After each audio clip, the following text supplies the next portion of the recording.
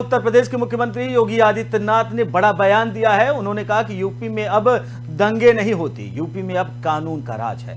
अब कोई पेशावर अपराधी और माफिया किसी उद्यमियों को डरा और धमका नहीं सकता। उत्तर प्रदेश आज आपको बेहतरीन कानून व्यवस्था की गारंटी देता है। सीएम योगी ने कहा कि जो माफिया पहले संकट में थे वो अब खुद संकट में है। हमारी सरकार ने यूपी में एक बार फिर से कर्फ्यू नहीं लगा। अब किसी जनपद के नाम से डर नहीं है। आपको बता दें कि यूपी अब विकास के लिए जाना जाता है। ये सीएम योगी आदित्यनाथ ने कहा, पहले यूपी की कानून व्यवस्था खराब थी। लोक भवन में पीएम मित्र योजना के अंतर्गत मुख्यमंत्री योगी आदित्यनाथ केंद्रीय मंत्री पीयूष गोयल के सामने एमयू साइन हुआ। आपको बता दें कि सीएम योगी आदित्यनाथ आज एमयू साइन किया, जिसके बाद उन्होंने पत्रकारों से बात करते हुए उन्होंने कहा कि आज उत्तर प्रदेश में अपराध का कोई स्थान नहीं। उत्तर प्रदेश अपराध मुक्त है। जो उद्यमी, जो उद्योग के लिए लोग आते थे, पहले उनको एक डर लगता था कि ऐसा तो नहीं कि हम अगर उत्तर प्रदेश में कोई उद्योग डालें और कुछ अगर बढ़ाने की उद्योग की कोशिश करें तो अपराधी के जो लोग हैं वो उन्हें डरा धमका कर या फिर कंपनी ना खोले। लेकिन अब ऐसा कुछ भी नहीं है। सीएम योगी आदित्यनाथ ने यह साफ कह दिया है कि अब पहले के जैसे कुछ भी नहीं है।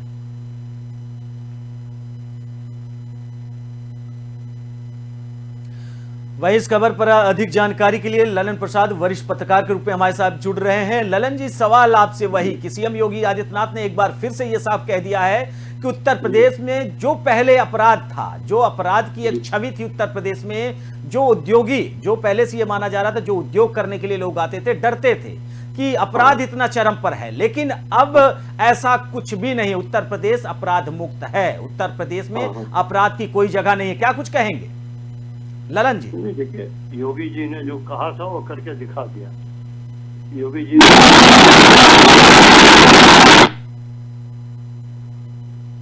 करने का जो उन्होंने संकल्प लिया था उसको वो पूरा कर रहे हैं। और अभी जो कुछ हुआ है जिसके लिए बहुत से लोग विरोध भी कर रहे हैं, अपने वेस्टेड इंटरेस्ट के लिए जो लोग बोल रहे हैं अपने वोट बैंक के खातिर, वो ये भूल जा रहे हैं कि इस प्रदेश का कितना बड़ा नुकसान हुआ है इस तरह के गुंडा राज से। ये जो मुख्तार अंसारी, शहाबुद्दीन और ये अतीक अहमद और ये सब जो लोग इनकी गुंडागर्दी की वजह से उत्तर प्रदेश में कोई निवेश नहीं आ रहा था, कोई उद्योगपति बड़ा उद्योग लगाने को तैयार नहीं था, लोगों को रोजगार नहीं मिल रहे थे और प्रदेश की हालत बहुत दयनीय थी। और उत्तर प्रदेश देश के सबसे पिछड़े राज्यों में बन गया था। लेकिन जब से योगी जी आए हैं और इन्होंने जो प्रण लिया कि पहले इसको हम गुंडों से मुक्त करेंगे और यहाँ पर उद्योग धंधे लाएंगे, तो देखिए अभी जो निवेशकों की बहुत बड़ी मीटिंग हुई थी उसमें कई लाख करोड़ के निवेश की लोगों ने कहा हुआ है, जो उद्योगपति बड़े बड़े हैं।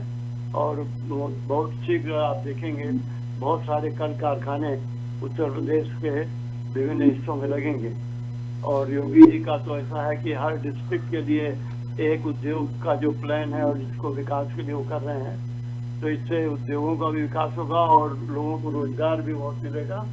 और बिल्कुल ललन जी, लेकिन ललन जी जी बिल्कुल ललन जी, सवाल ये है कि उत्तर प्रदेश में सीएम योगी आदित्यनाथ ने शुरू से उन्होंने एक ही चीज कहा है कि उत्तर प्रदेश में अपराध का कोई स्थान नहीं है। उत्तर प्रदेश में जो माफिया थे, जो गुंडे थे, जो अपराधी थे, उन्हें पूरी तरीके से या तो सलाखों के पीछे भेज दिया गया है या तो उन्हें ऊपर भेज दिया गया है। लेकिन सवाल यह है कि अतीक अहमद और उसके भाई अशरफ की ये जो हत्याकांड हुई है, 3 आरोपियों ने, अगर पुलिस कस्टडी में किसी की 3 अपराधी पहुंचते हैं और टर्की का जो उन्होंने पिस्टल रखी थी, टर्की का, हिंदुस्तान का भी नहीं था, और इतना महंगे पिस्टल लेके अचानक पहुंचे और पुलिस कस्टडी में, जिसके प्रोटेक्शन में 17 से 18 पुलिसकर्मी तैनात थे, जब ऐसे में अपराधी अपने जो उनके मंसूबे होते हैं उसे अंजाम दे देते हैं, तो हम क्या माने कि आने वाले कल में जो सीएम योगी आदित्यनाथ ने कहा है कि उत्तर प्रदेश अपराध मुक्त है, उत्तर प्रदेश में लोग डरते हैं अपराध करने से, इसकी क्या गारंटी मारे?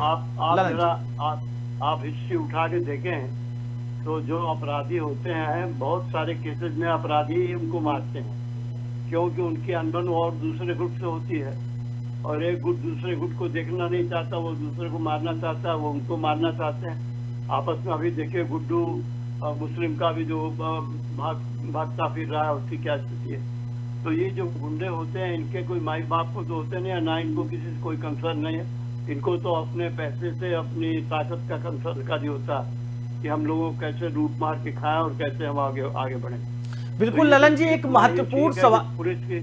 पुलिस की थोड़ी कमजोरी कही जा सकती है कि पुलिस के रहते किसी के माथे पर वो डाल दिया जाए, लेकिन काम तो ये गुंडों ने किया है, बदमाशों ने किया है। तो अब ये जो बदमाश को ही मारेंगे, ये भी ठीक ही है एक तरह से, क्योंकि जब अगर कोर्ट में केस कोई जाए इस तरह से, तो आपको पता है सालों लगता है। ललन और उस बीच में अगर वो छूट जाए, जमानत पर आ जाए, तो फिर उन लोगों को मारेगा जिनके परिवार के लोगों को मारा है, बेचारे जो उमेश ललन जी जो अभी यूपी में फिलहाल में, और इसके पहले सैकड़ों केस उनके ऊपर हैं। बिल्कुल ललन जी, एक महत्वपूर्ण प्रश्न है आपसे कि जैसे उमेश पाल की हत्या हुई और उनके जो हत्यारे थे उनका इनकाउंटर हुआ, क्या अतीक और अशरफ के जो हत्यारे थे, क्या इनका भी इनकाउंटर होगा? कोई बड़ी बात नहीं है, क्योंकि सरकार को देखिए, जो गुंडे बदमाश हैं उनको तो खत्म करना ही सरकार की जिम्मेदारी। आखिरकार गवर्नमेंट होती किस लिए है? अगर गवर्नमेंट के रहते हुए गुंडे बदमाशों का राज है, तो फिर गवर्नमेंट किस बात की है? और पीछे सरकारों में यूपी में यही हुआ है। तो अगर ललन जी, अगर इनका इनकाउंटर नहीं होता है, ललन जी अगर इनका इनकाउंटर नहीं होता है, तो ये तो माना जाएगा ना, अगर राजनीतिक पार्टियां या विपक्ष सवाल उठा रहा है कि सिर्फ जाति और धर्म को लेकर ये इनकाउंटर हुआ, या फिर अब जो अतीक अहमद सपा के साथ था इस वजह से इनकाउंटर हुआ, फिर जो इनके ये जो प्रश्न उठाने वाले लोग हैं विपक्ष में, चाहे सपा है, बसपा है, कांग्रेस है, जेडीयू है, आरजेडी है, तमाम जो पार्टियां जो प्रश्न उठा रही हैं, टीएमसी है, तो इनके प्रश्न तो फिर जायज माने जाएंगे। नहीं रवि जी, आप ये बताइए कि इनको ग्लोरीफाई किसने किया? अतीक को किसने ग्लोरीफाई किया? बीएसपी ने किया, एसपी ने किया। ऐसे ही देखिए शहाबुद्दीन जो वहां पर बिहार में था, उसको लालू के पार्टी ने ग्लोरीफाई किया। तो ये लोग तो इनको आगे चढ़ा के नेता बनाते थे मुसलमानों के वोट के लिए, अल्पसंख्यकों के वोट के लिए। तो ये तो जो लोग इस वक्त से क्रिटिसाइज कर रहे हैं, उनको तो अपने गरिबान में झांकना चाहिए कि कितनी गुंडागर्दी इन्होंने देश के अंदर, राज्य के अंदर फैलाई, चाहे यूपी में हो चाहे बिहार में हो। और यूपी बिहार के पिछड़े होने का एक कारण भी यही था कि ये गुंडों का राज चलता था इन लोगों का बीएसपी एसपी के जमाने में। जिसको मर्जी मार दे, जिसको मर्जी चुनौती कर दे, जहाँ मर्जी डाका डाल दे, जहाँ मर्जी, और फिर वो नेता बन के घूमते थे और उनको प्रश्न दिया जाता, उनको मंत्री बनाया जाता था, उनको क्या क्या मिलते थे। देखिए अभी हजारों करोड़ रुपए की संपत्ति एक गुंडा अगर इकट्ठा कर देता, अतीक की क्या हिस्ट्री अब आपने सारी देख ही लिया।